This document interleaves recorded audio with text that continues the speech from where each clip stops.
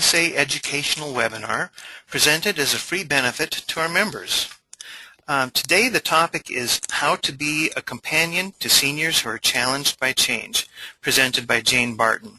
Let me give you a little of her background and you'll see why Jane is the perfect person to address this topic. Jane served as the Director of Education for the Life Quality Institute from 2005 to 2011, where she created and presented educational programs to community members, healthcare providers, and national audiences for the purpose of improving the life experience of those persons and families challenged by serious, advanced, or terminal illnesses. She began her career in hospice and palliative care at the Denver Hospice in 2004 as a chaplain intern. She has worked as a chaplain, bereavement facilitator, and director of education. Prior to her seminary and hospice work, Jane worked as a petroleum exploration geologist and geological manager for 16 years, followed by 3 years in financial services. In May of 2003, she completed her Master of Theological Studies at Iliff School of Theology in Denver, followed by the completion of a Master of Arts in Specialized Ministry in 2008. Additionally, she is certified as a spiritual director to the Benedictine Spiritual Formation Program. Jane also serves as a regional director for Share the Care, a model of caregiving she promotes and supports through the Rocky Mountain region. So a lot of great experience, and as I say, the perfect person to talk to us about how to be a companion to seniors. With that, I'm going to pass it over to you, Jane. Welcome. Well, thank you very much, and it's a delight to be here. I welcome all of you who are tuning in today. This is a topic that I'm absolutely passionate about as far as serving seniors in our community. And knowing that you are certified as a senior advisor, I know that you have a commitment not only to your business, but also to the clients that you serve. So I'm hoping today that as you listen to the comments that I have to make about companioning seniors, that you will hear something of benefit, not only professionally, but also personally for the seniors in your life.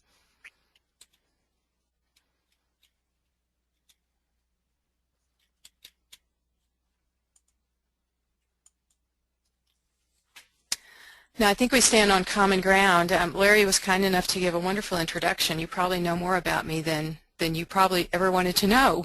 But I'm now also an educational consultant, and I do speaking locally and nationally on topics that are related to aging, illness, and also disability. So the people that I encounter on a variety of levels, whether professional or community members, have been my best teachers, and they've taught me so much about the journey not only of illness but also about aging. And so the comments that I have for you today are based on personal experience, also professional experience, and I will share some stories of those that I've encountered along the way. The learning objectives today will include exploring the process of this cycle of change, transition, and new beginnings that we all experience over the course of life. My comments are predicated on the work of William Bridges, and this is a gentleman that's noted in your bibliography. He's very well known as a consultant for organizational structure and design, but he's also applied his hypotheses and theories to his personal life. And one of his most recent books, I think A Time of Transition, that's noted out in your bibliography, has applied this to a change in his personal life when his wife died. And he recognized that change happens abruptly oftentimes, and it's the transitions that are so uncomfortable for most of us. Sometimes change is almost welcome, but change of any sort prompts a loss in our lives. And that loss will precipitate a grief response, and if that grief is not mourned, that can lead to what is often called hidden grief. So we will use this theme of change, transition, and moving toward new beginnings throughout the course of this webinar. And it's going to be our metaphor and our theme for all the comments that I will make. It's important as certified senior advisors, I think, to be able to identify the losses that the seniors that we serve actually encounter and integrate into their lives over the course of many years. Seniors are defined as anyone over the age of 65, and as we all know, so many changes come at us after that age. We have physical, emotional, cognitive, spiritual, as well as relational changes, and all of those changes will prompt significant losses that need to be integrated. If we fail to honor those losses, even recognize them or name them, oftentimes they become what is called hidden grief. Alan Wolfelt is an expert on this particular topic. He has a grief center in Fort Collins, Colorado, and he does a great deal of training around this issue of hidden grief. And he actually believes that much of the melancholy, much of the depression that we recognize throughout our society today is actually rooted in hidden and unmourned losses. He believes that we do a fabulous job of grieving, that's feeling the internal emotional response to loss, but we do a very poor job of mourning, that's actually working through the process, identifying our emotions, emoting, processing all of that, and integrating losses into our lives. And there are huge costs if we fail to do this, and we will identify what those are. And then finally, I want you to leave this webinar with some tools in your back pocket, some resources that you can provide to the seniors that you serve.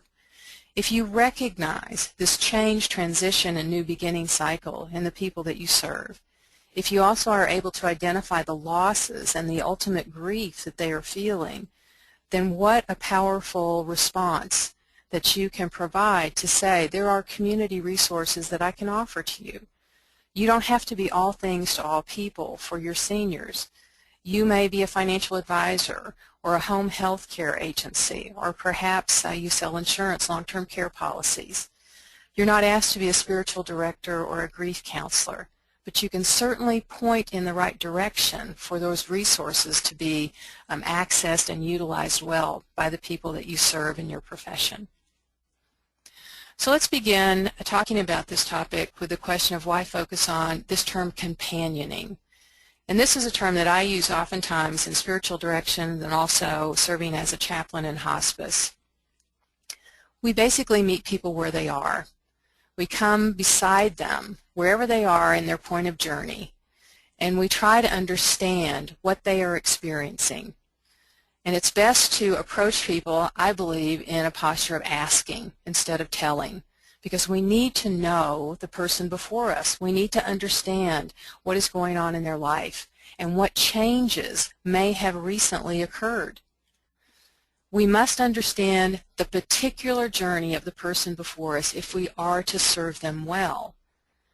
Now, this sounds so commonsensical, but I think in the work that we do, in our society particularly, we are so incredibly busy. Time is at a premium. And oftentimes we fail to take the time initially to get to know the people that we serve. But if we do that, I think the journey and the services that we provide will be much more beneficial, and customer satisfaction will certainly increase.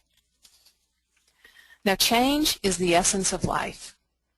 Now, again, this sounds commonsensical, but we as individuals, as human beings, we act as if change is kind of the blip on the radar that's unexpected. But change happens incrementally every day, and we must be willing to surrender what we are for what we are to become in order to move through life, not seamlessly, but well. Now, there are some people I'm sure you recognize in your own life that accommodate change much better than others. There are some very much, I know many people in my own life that seem to resist change at every occurrence, and that makes the journey incredibly difficult. But life is a journey comprised of change, transition, and new beginnings, and it's not one cycle. These cycles will happen every day on a variety of levels. But the larger changes, those huge transitional times, are the ones that are quite disturbing, such as the death loss of a spouse or a dear friend or perhaps a child. It's at that moment when change happens and we are thrown into this unwanted period of transition that we feel very unbalanced and very afraid, and our anxiety levels become extremely high. And at that moment, it's very hard to even imagine or to entertain the idea of a new beginning or a new direction.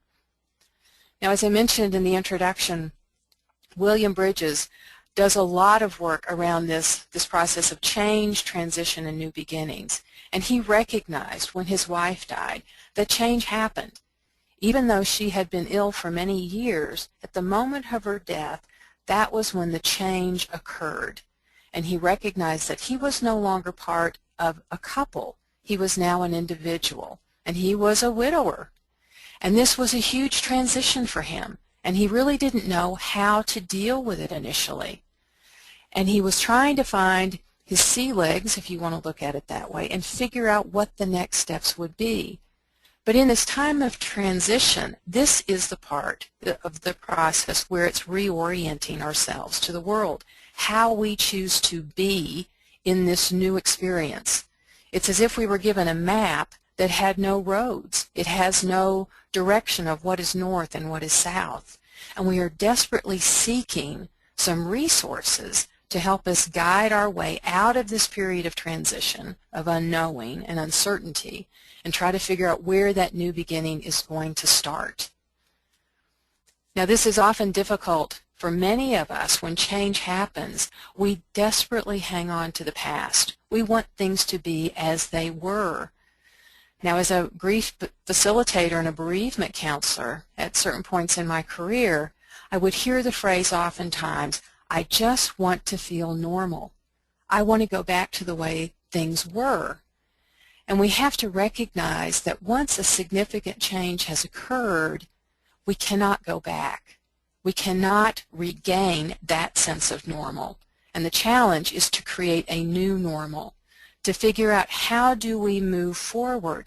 How do we find the courage to overcome our fear of looking in a different direction and reaching out to something totally new? Now, this is very frightening for a lot of us. Now, the image of the small dog on the screen may seem somewhat simplistic, but it captures our response, our visceral response when we are confronted with change and transition. We don't want to go there. We like the way life was previously, perhaps, certainly when we're dealing with issues around a death loss. But even as I mentioned early on, when change is desired, oftentimes transition is frightening because, again, we don't know exactly what is coming, what is before us. New beginnings. Sounds positive in many settings, but when you're dealing with the unknown, the uncertain, and the unsettled, this again can generate a lot of fear and anxiety. Now, when you are companioning seniors in your own practice, in your own business, oftentimes this is when you are encountering them. Something has happened. They are now in a period of transition. And if they have had the courage to look into the future, this may be the image that they see. It's dark, it's frightening, it's uncertain, and they don't know how to proceed. And that will inform and influence the reactions they have, perhaps, to some of the ideas you present to them, maybe for a financial plan or purchasing long-term care insurance, or even considering maybe moving into an assisted living or a nursing home. All of this will be incredibly frightening. And they may have this bug-eyed look when they come into your office. They may appear to be despondent, almost apathetic. Maybe they have isolated themselves for a period of time. Perhaps their anxiety level is very obvious to you. And if you are the unfortunate one, you may be the point of reference for their anger and their rage. Now, anger is an interesting emotion, isn't it? Our society does not really deal well with anger. Being from the South and being female, I was raised to understand that I was not to express anger. And oftentimes, many of us have been raised in that environment. But anger is just another emotion, and it actually can be a wonderful indicator for you serving seniors that something's going on. Because under anger, there is always another emotion. And when it comes to change and transition and new beginnings, the different emotion that underlies anger oftentimes is fear, anxiety, grief, loss, sorrow, frustration, and a sense of lost control. All of these will dial in to this reaction of I'm angry because I don't like my reality at this moment. So this may give you maybe a bit more compassion and empathy when you're dealing with a client that maybe you viewed as problematic in the past. Maybe you gain a new understanding of what is actually going on with them. Because so often, certified senior advisors, you meet people in the midst of the transition. Now, I do a lot of training on caregiving for people in my community to create communities of care that will be supportive and sustaining as people are journeying through the process of aging or illness. Now, when I first started providing this training, I encouraged people to plan ahead and try to form their communities before they actually needed an additional resource for caregiving. And I learned after a few years that that was a wonderful theory and a wonderful idea. But typically, most people would not be prompted to create a different type of model of caregiving until a triggering event happened. And I think that's also true for financial planning, for the purchase of additional insurance, possibly long-term care insurance, and also seeking additional health from home health care agencies and maybe long-term care facilities. So we are creatures of habit, aren't we? We like our routines, and oftentimes we are not going to seek change unless we are forced to change. So that may be the point when the seniors are walking through your door. So you need to be very aware that at your time of introduction, they are in the midst of a transition. And remember, transitions begin with an ending, and they end with this new beginning. And in this transitional period in between, that is the time that we grieve, that the seniors that you are serving may be experiencing grief.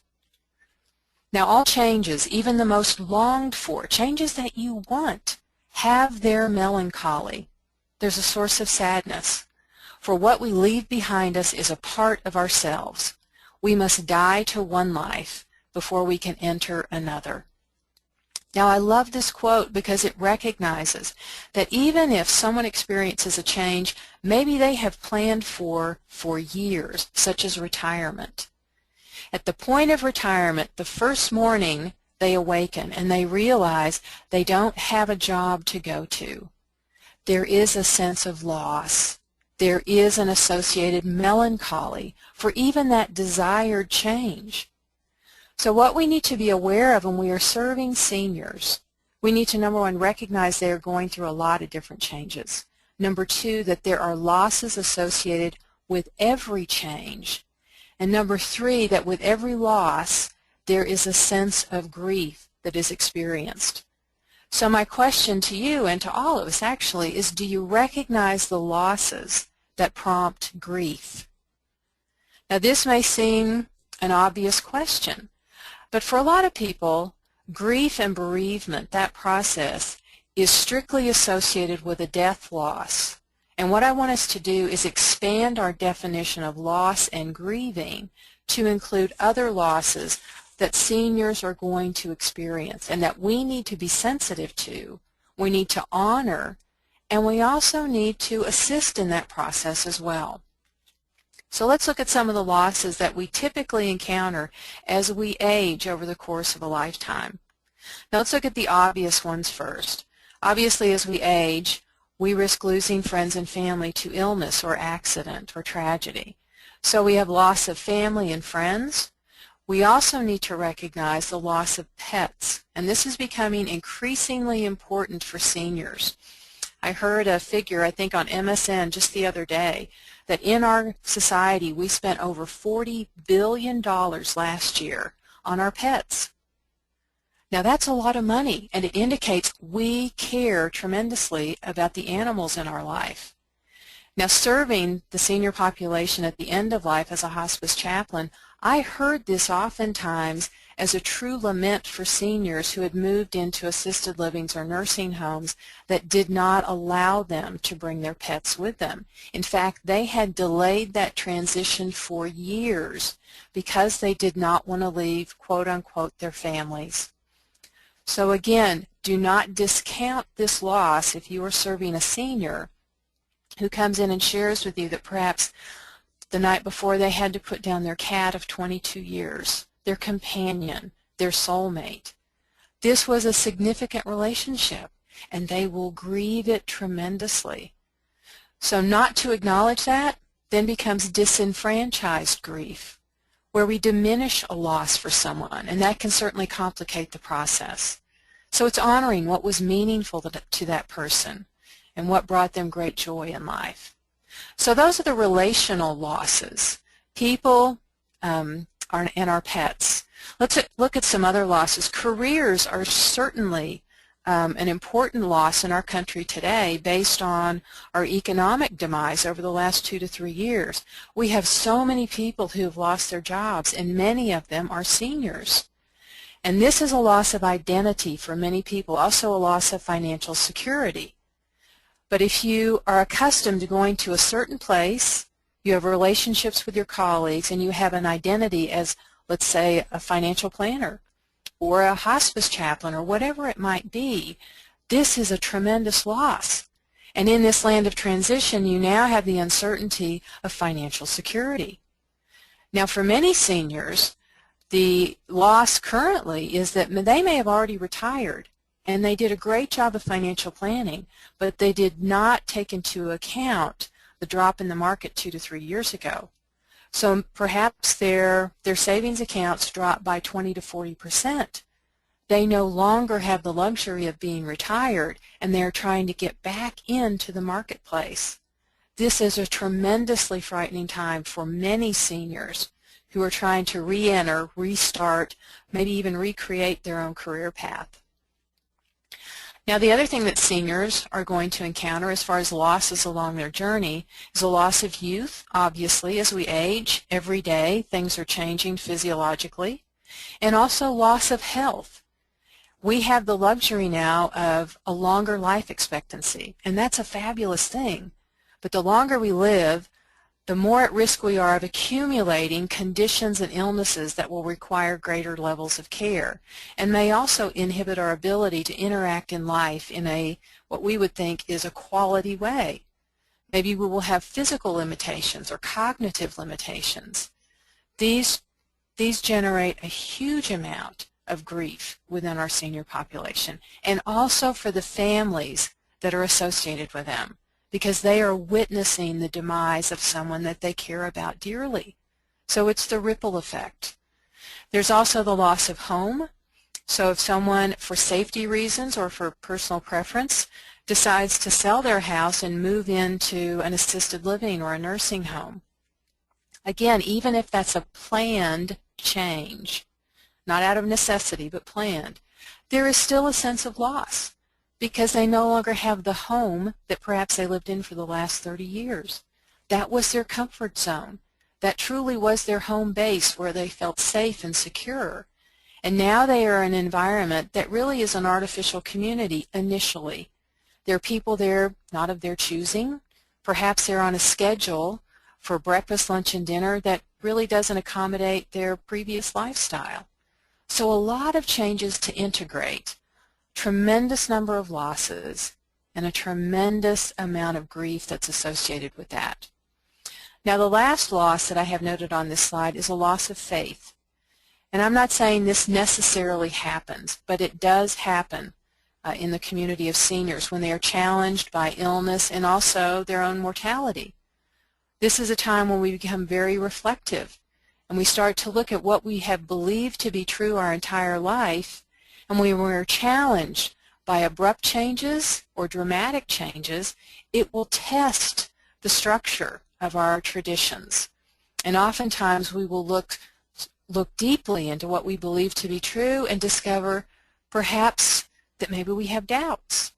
This will often lead to a crisis of faith in many. And so there are resources out there, spiritual directors, pastoral care providers, and a variety of leaders within the various faith traditions that can certainly help seniors when they are tried in this way. But all of these are noted just to give you an awareness and to expand your appreciation of the changes and the losses that the seniors you serve can incur. And the reason we do this is that unrecognized loss leads to this experience of hidden grief. And unrecognized loss is also a dishonoring. If you don't recognize it and people are hurting before you, they feel as if they're not seen and that they're not heard and that perhaps you don't care. Well, it could be that you're just not aware of that. So again, it's increasing your level of awareness to understand what change, transition, and new beginnings, how that all relates to the process of loss and grief. Now, in the introduction, I alluded to Alan Wolfelt, who's done a lot of work on this topic of hidden grief. So let's just talk about grief in general. What is it and why do we grieve? Well, as human beings, we are relational. We are like these little strips of Velcro that go through life, and we attach to people and places and things. And when those attachments become detached, they unravel or they're severed for a variety of reasons. We grieve. It is painful for that detachment to occur. Now, grief is the internal response we have to a loss. Mourning is oftentimes referred to as grief gone public. It's how we emote. We express that we are hurting, and that is the importance of a funeral service or a memorial after someone dies. It's our first statement to the community and to society that we lost someone of importance to us, and we are hurting and we are grieving, and in some way we are indicating, I need your help, I need your support, I need you to recognize I've lost something of importance. Now, grieving is incredibly hard work. It is physically, emotionally, and spiritually draining, and it's not something any of us would choose to do. So oftentimes, we try to avoid it. We try to go around it. We try to run away from it. We try to ignore it. But I have to tell you, you have to mourn your losses or they start to pack up. And it's like carrying this big freight train of luggage behind you that weighs you down and inhibits your ability to live fully. That is the risk of hidden grief, and those are the costs of hidden grief that Alan Wolfelt explores. Because if you have the inability to face the pain of loss and move toward it and through it and beyond it, and actually transform that pain over the process of addressing it and recognizing it, it will hold you back because you will be afraid to attach to other things.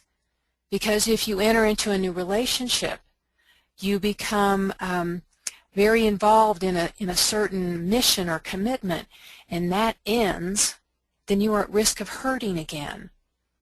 So if you don't process your previous losses, you are less likely to engage in life again. So the costs of hidden grief are many, and there are a few on the page that you're looking at right now that we will go over. But basically, if you refuse to process your grief and actively mourn and integrate the previous losses into your life, you will live with a fear of intimacy and possibly even an inability to love again or an unwillingness to love because you don't want to risk being hurt again. You're going to play it safe. Now, this is a very safe way to live, obviously. You're not risking a lot, but you're numbing yourself out to the possibilities of life. You may also start to exhibit increased levels of anxiety, fear of change of any kind. And there are some folks that they will stuff the emotions so deeply they actually experience a clinical depression. And this leads to a sense of having no joy in life, having an affect of being apathetic. You can become disengaged with life, and there's an overall loss of meaning for your existence. Now, this is an extreme, but I have seen people in this particular spot in their transition, and they are stuck, and they feel stuck, and they will actually describe it that way, and they don't know how to get going again. Now, the reason I go over this in detail with you is that I'm sure you have encountered people in your own life personally, as well as people you serve professionally, that may exhibit some or all of these behaviors. Again, understanding where those behaviors emanate from, what they're rooted in, you can have a meaningful conversation, and that is your opportunity as a certified senior advisor. Again, not to cross professional boundaries and try to be something that you are not, but you have the opportunity to recognize and understand and name what you are seeing. And not in a judgmental way, but in a very inviting conversational way. to, once you have a trust established with a client, just offer up, I'm realizing that you're not as talkative as you usually are, Mr. Jones. Is there something going on? Is there something I could help you with? Create a safe space in which people can talk to you. And again, take time to listen. And I know that's a luxury for all of us, but it will serve you well. And once you have a better idea of what might be going on for this particular person, then make sure you have resources lined up that you're familiar with within your community that you can offer, that can be of great assistance to the people that you're serving. Now, we have a few ideas for resources for you, and I hope you will find these to be beneficial. I have created a bibliography of books that are related to the general topic of grief and bereavement. Within that listing, there are also 2 books by William Bridges that talk about this entire cycle of change, transition, and new beginnings. There's also a wonderful new book in there by Robert Keegan, and it's Immunity to Change. Again, Robert Keegan, he's from Harvard. He's known for doing change dynamics and theories within corporate America, within organizational structures. But once you read this, you will see that it can be transferred over to the personal world and relationships, and it is very informative, and I invite you to explore this work in great detail. I think it will be of benefit to you. So you have the resource of books. There's also the wonderful website resources that we have. Now, I can't say that I'm a techie by any stretch of the imagination, but I absolutely love the Internet for its ability to access a wide variety of information in a very short period of time. If you go out and Google grief and bereavement, use a variety of combinations of words and terms, you will come up with a wonderful listing of websites that can be of benefit to your clients that like to surf the web. There are things from support groups that are online, information about grief in general, some of the myths about grief and bereavement that sometimes derail the grieving process. I also recently read of a group that uses Facebook, believe it or not. I guess you use Facebook for anything these days. But there is a support group that uses Facebook as their forum for having conversations. And it's wonderfully beneficial for several of the people in this one group because they are having trouble sleeping.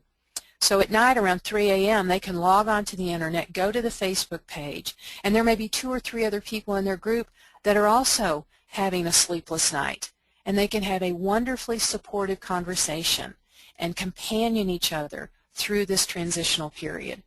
So the website, use it as you can. Be very creative and imaginative, but the applications are infinite.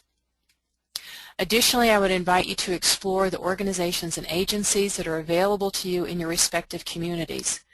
If you're not familiar with resources available through end-of-life agencies and organizations, I'm just going to give you a thumbnail sketch today.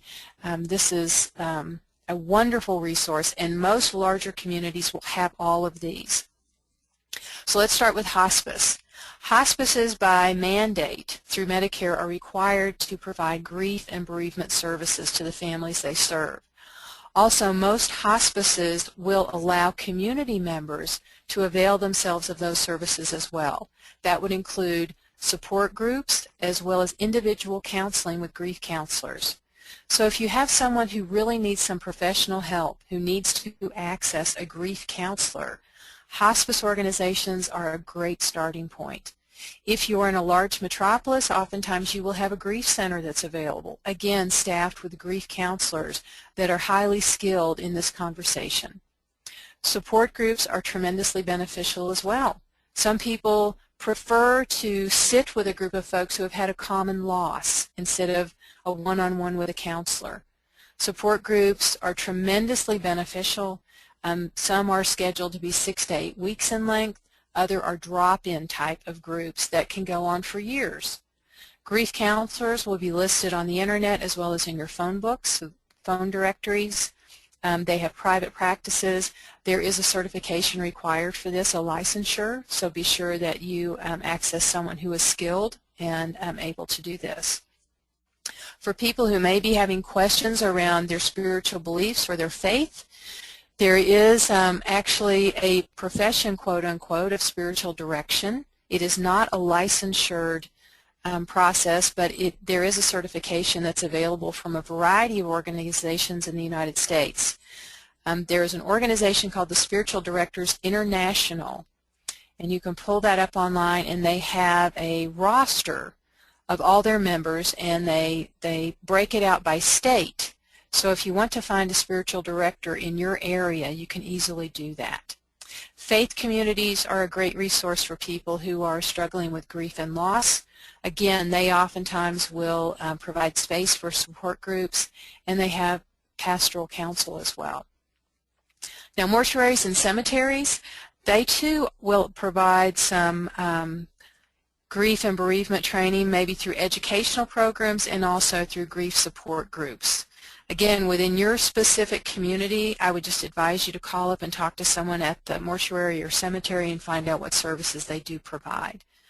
But there is a wealth of information out there, so make sure that you have something at your fingertips that you can provide to the seniors that you are serving. They will greatly appreciate it, and they will certainly benefit from the directions that you provide.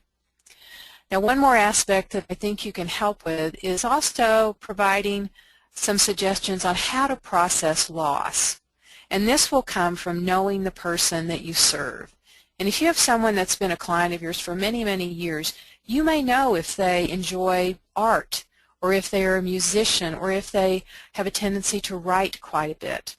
Now, these are wonderfully therapeutic approaches to processing loss because it integrates the mind, the body, and the spirit, and it gets the energy moving, which oftentimes allows the emotions to flow. So instead of stuffing our emotions, we are actually processing them, and we are moving toward that new beginning, moving out of that transitional period. Art therapy, there are art therapists that are associated with most hospice and palliative care organizations, a wonderful way to process loss. Music therapy, again, there are some specialists within the hospice and palliative care world.